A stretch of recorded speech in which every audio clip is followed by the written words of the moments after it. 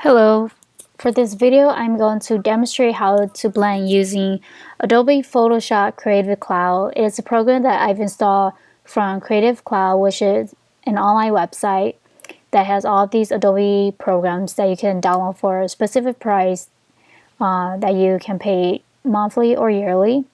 This video is meant to introduce beginners on how to blend, similar to when you're painting traditionally with a physical paintbrush. It's also a reference that I hope students can refer back to when they need help. I am using a Mac laptop, so some visuals or shortcuts may be different if you have a Windows. That will be something that you may have to check up on with your software and settings.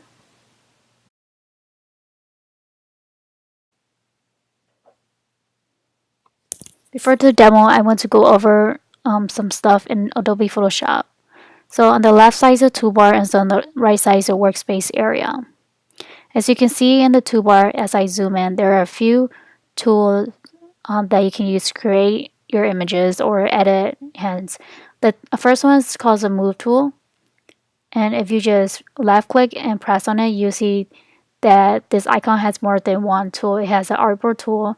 And next to it is the letter V, which is the keyboard shortcut. And as I go down to this icon below it, I'm going to simply press V on my keyboard. And you notice that it changes and went back up to the Move tool. You know which tool you're selecting when you see it's bolded. And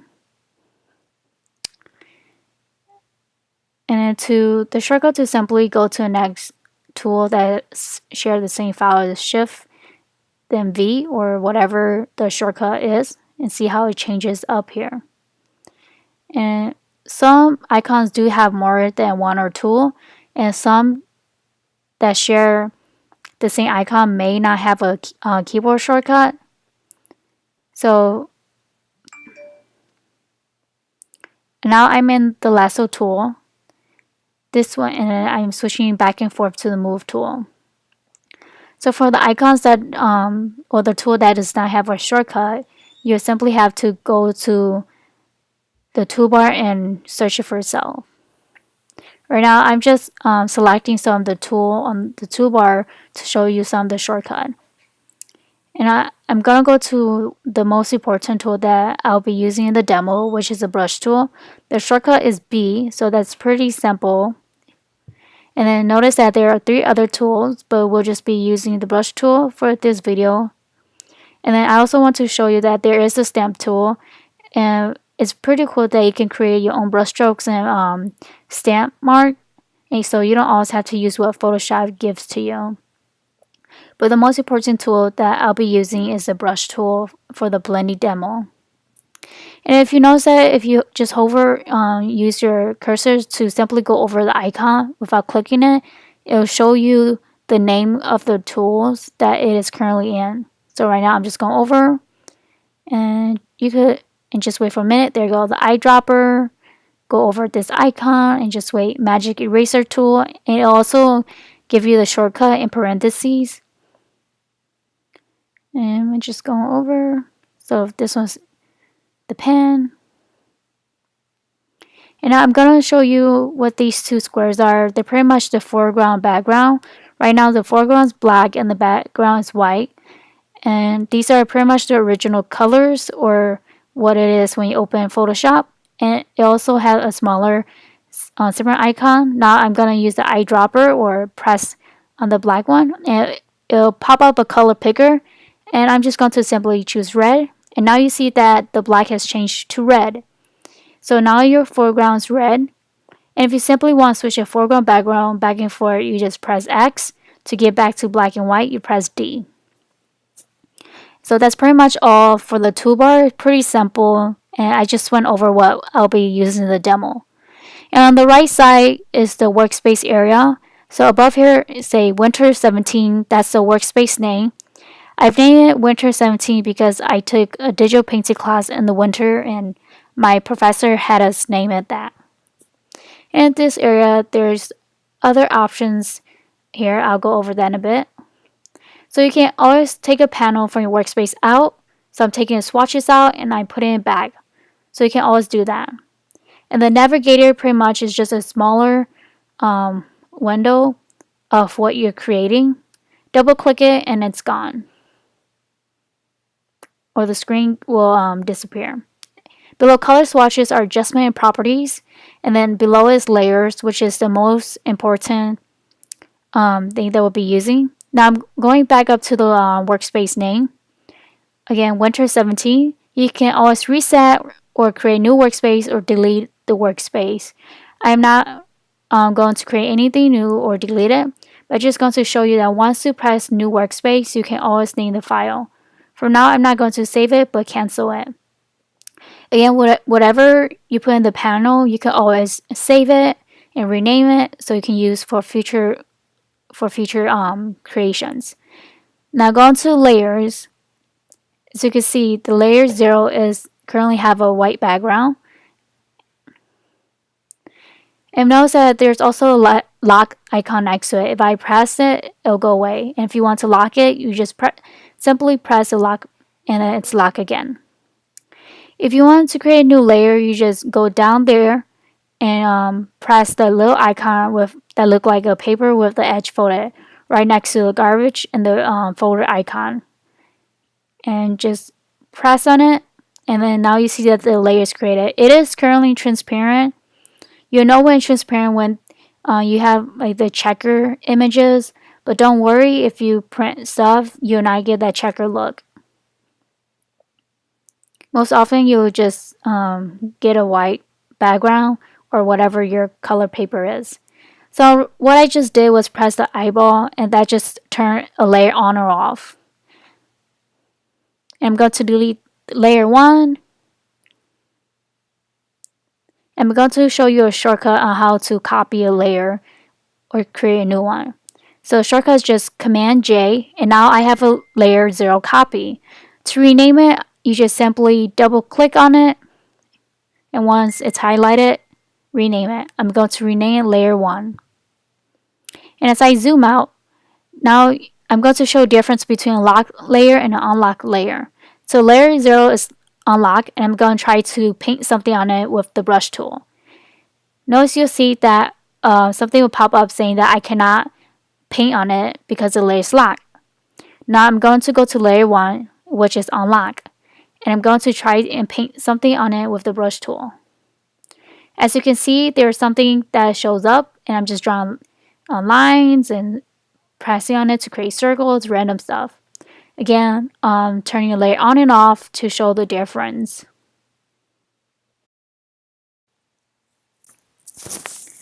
Okay, so now I'm going to go ahead and do the blending demo. And first I just want to show you the image that I'm going to be imitating for the blending demo.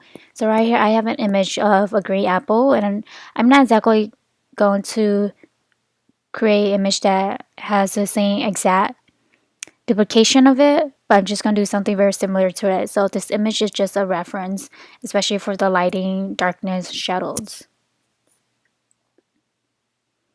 Okay, so now I'm currently on Photoshop. Right now I'm going to create a new file. So once you open, just click new, and you have the opportunity to name the file right here. Usually it'll be highlight blue once you click new file or new document. So I'm just gonna name it lower underscore blending. For document type, you can keep it at custom. And right now, and the width and height, I'm just gonna change it to standard paper size. And all I did was just highlight the 17, change it to 8, so 8 by 11. And you want to make sure that it's by inches. You do have other options: pixels, centimeters, millimeters, points, picas, columns. And we're just going to stick with inches for now. The resolution you want to be at 300 pixel per inch. Again, you also have the option for pixel per centimeter. Usually 300 is good enough if you're printing off something. Color mode, we want to say RGB color. Again, there are more options. And the bit, we want to say 8. They usually go up by 8 every other 8-bit. So 8, 16, 32. Background contents, we want to stay at white. You can also choose a background color, make it transparent, or other, where you have the option to choose a different color beside black and white or transparent. But for now, we're going to stay with white. Again, custom 8x11 for the width and height of the file. And color mode RGB, resolution 300. Keep it by 4 inches, resolution 300 pixel per inch, or 300 dpi. And the events, you could just keep it there and just click OK. And there you go. I have a new layer, and which is all white because I choose the file to be white. And you can definitely change it every time you want. Just go to image and click on canvas. And there you go. It gives you the width and height of your layer or your paper. And you can always change it. Here I'm just going to change it 8x8, and you get a pop-up just saying that some clipping will occur since this new canvas is smaller than your original. I'm just going to zoom back out and zoom all the way out, and now you see a difference. And image size, you can always change it too. It's similar in a way, but it doesn't change the canvas size at all. It pretty much just compress it or make it slightly larger depending on what you do. So now we see that it's pretty zoom out. And I just undid it and went back to the original width and height that I set up earlier. Again, you see it's 8x11, and I'm just going to change it to 8x9. And I'm going to go to File, Open, and I already have the image downloaded, so I named a green apple. I'm just going to double click it, open it up on Photoshop, and then what I'm going to do is go to the Move tool, and I'm just going to move it to the previous file. And again, this image is just a reference. I'm actually not going to move it to new file. I'm just going to keep it on its own file and go back and forth for its reference. So I'm going to create something similar to this with the dark green and the light green with some lights and shadows. As you can see, there's no base in this image and there's no shadow, but I am going to create that in my painting. So as you can see, I just create a new layer 1. Again, Command J. And I went to the brush tool. Another shortcut is B. I'm going to select up here. And you see a little triangle pointing down. And you just click on it. And then you can see that there are multiple brush strokes. Again, you can always create your own, but that's for another lesson. So I'm choosing the 356 brush strokes. And here, going down to the foreground color, I'm just going to change it to slightly gray because I'm going to sketch out the apple first. So this will pretty much be like my contour line or the outline of the apple. And I'm just changing the size. You can definitely change it too. And there you go. I'm just testing it out. If that could be too dark for some of you, I'm going to change the size of it. I am using a Wacom tablet, so I have the option to change it with my pen. And I'm just changing the opacity between 100 and like around 50 and maybe lower around the 10s to just give you some example of the opacity level. And next I'm going to go just show how the flow is. So right now I'm 100%. I'm going to go, well, the top 3 were at 100%, and I'm going at 52, and you can see a difference. It's very light. And I'm going to go down to 8%, and you can barely see anything. It pretty much blended with the background. Even zoom in, you can't see it. So that's the difference between the opacity and the flow of your brush strokes. Again, if you do have a different brush strokes, it could varies. And if you have a Wacom tablet, you can definitely change it with the pressure of the pen. So again, I'm clicking up here. So if I press very light, it's very light. But if I press my pen very hard on the tablet, it's very dark and bold. Okay, just undo that, Command Z.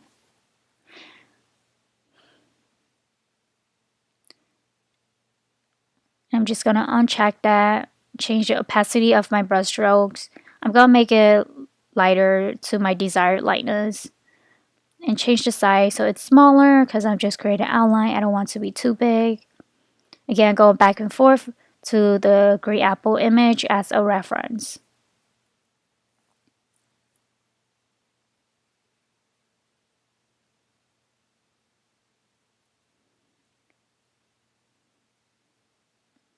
And I'm just changing the size a little bit smaller. Maybe the hardness a little bit too. I'm just going to test it out if that's what I want. And I decided to change the hardness back to 100. Again, make sure that the layer that you're sketching on is on lock. And you can tell that there is no lock button next to it.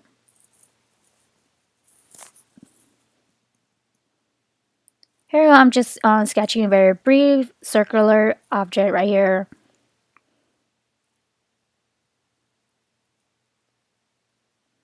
I am going a little faster, but you can always take your time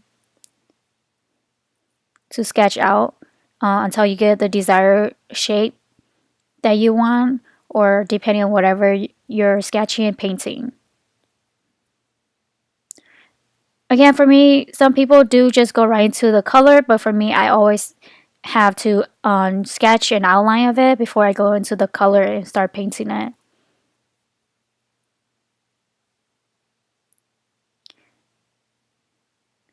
So in a way, it's very similar to traditional painting where you sometimes sketch it out first. And now I have a very simple outline of the apple that I wanted. And I just click on the new layer again right next to the folder icon, the garbage icon. You see that it's a transparent layer, which is okay. To fill it up, you just go to edit, click on fill. And then I'm gonna change the foreground background color back to its original black and white. And just press D and go back to edit, fill. And I want it to be white, so I change it to background color. And now it's white. And then you'll see that you no longer see the apple because the top layer was white and it covered it. So if you did that, you can just easily delete it. We don't want that. You want to have a visual of the outline so you know what you're coloring and where you're coloring. So I'm just gonna keep my next layer a transparent. And here I'm choosing a color. So I want a green color, but if I want an exact color, and it'll be hard to find it on the color picker, what you could do is go back to your image, click on the background foreground squares, and as you can see the eyedropper, you simply just click on it, and you see that it's suddenly changed from a red to green. And I'm just using the eyedropper to go over the apple until I get the desired green that I want.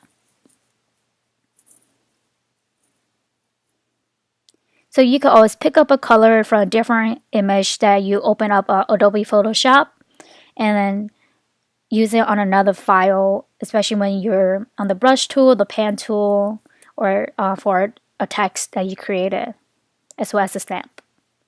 So I have the green that I wanted, and I'm just going to change the size to make it a little bit bigger. And that's pretty light green, so I'm changing the size a little bit so that's small. And I am also changing the opacity and changing the settings so that green, the opacity is a little bit darker than before. I'm just going to undo it, change the opacity a little bit, make it darker possibly, and also change the size. And I went to the 220 brush stroke, which is more of an airbrush like. Again, I'm just making layer 1 visible and invisible to see how it will look like without the outline. So again, you don't have to keep the outline. And here I'm just picking a different shade of green again and then go over it. and just testing it out. And if you notice, if you keep going over, you do get a darker color, especially if you're at a low opacity. If you're at 100% opacity, it's hard to make a color or a tone darker by going over it. So I'm just simply using reference again to start putting some strokes on it. I'm just going to choose a lighter one for the highlight of the apple, as you can see. In Adobe Photoshop, you do want to create more than one layer, so you can always go back and forth with it. If you only create one layer, it's very hard to go to undo something or redo something. So I'm just creating a new layer. And when you're digitally painting, there are times when you can have over 20 layers, over 60, over 80, again, depending on what you're making. So if you're doing something realistic, you can even have up to 100 or more layers. So for layer 3, I added a lighter green and I decide to put under. If you want to put a layer under or above, you simply just drag it and put it below or above the layer.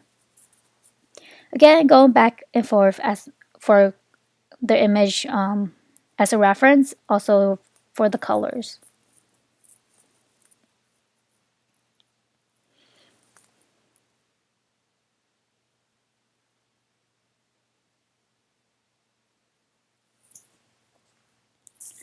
And now I'm just going to speed up the process a little as I go back and forth with the green.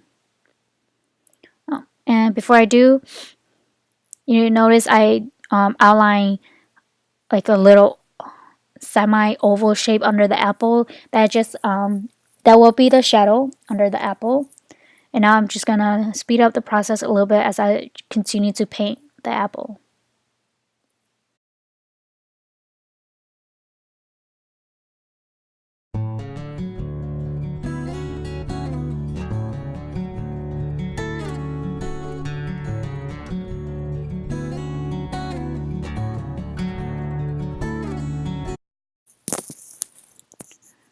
Okay, so at this point in the video, I'm just going to simply show you how to blend it using the brush tool.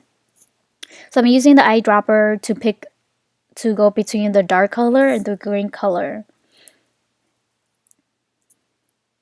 And what I wanted to do is maybe choose a color in between that so that when you blend, you get that very good blend. You won't see the edges of each color and it'll blend it better. And I'll just keep doing that until I get the perfect blend that I want. So as you see, I just keep doing it. I'm going to show a better representation of what I mean. So I create a new transparent layer, go to the rectangular marquee tool, and here I'm just creating a tool. So with this, when you paint, you're just painting inside the rectangle, not outside of it. So I'm choosing a dark green. I'm changing the size of the brush strokes and as well as the opacity, make it 100%. And choose a different tone of green again. And these are all at an opacity of 100 at first. And then that's a little bit too dark. So I'm just going to go make it a little bit larger. There we go. And choosing a lighter green and putting it above. So now I'm going to do what I was trying to explain earlier, choosing color in between each green. And I'm just picking it. And I'm going to change the size of it as well. So that's at 100 opacity, and it's a little bit difficult to tell where the blending is and the different shade of green. So that's why I'm changing the opacity down to 52%. Again, picking a color in between. As you can see, the blending starting, and it's starting to create like a almost gradient-like visual. So whenever you blend, make sure that you often change the opacity level so that it's not just one whole block of one shade. So you want to make sure that the shade or the tone is slightly different to create, to have that very good blending. I'm just changing the opacity down a little bit. I'm just going to keep blending, picking color, blending. So you almost have this like ombre look for the blending. And this is very good when you're going from dark to light or light to dark. Again, 100%. I'm just testing on some colors again. I just did white. And that's pretty much what how you blend digital painting. You could definitely do more blending to have a more realistic effect.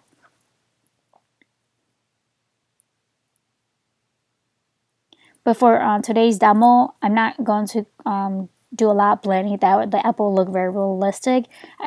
When it comes to digital painting, I still like to have that very painterly look.